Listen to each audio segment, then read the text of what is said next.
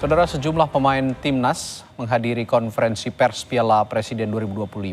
Dua penyerang timnas, Marcelino Ferdinand dan Ole Romeni, bakal mengikuti Piala Presiden bersama klub mereka, Oxford United. Konferensi pers Piala Presiden dihadiri Ketua Umum PSSI Erick Thohir, Ketua Steering Komite Marwar Sirait, dan anggota Exco PSSI Arya Sinulinga.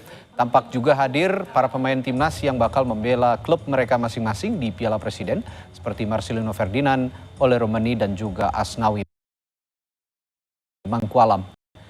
Piala Presiden bakal mulai digelar pada Minggu 6 hingga 13 Juli dan diikuti 6 tim.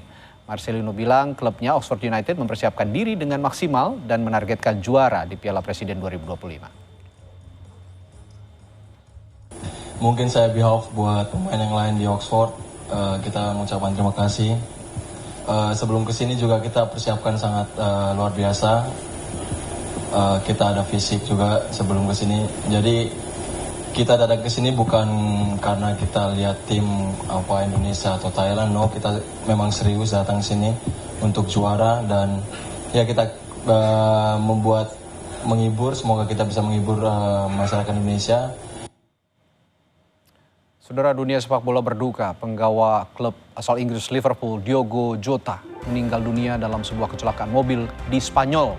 Kami punya informasi lengkapnya setelah jeda.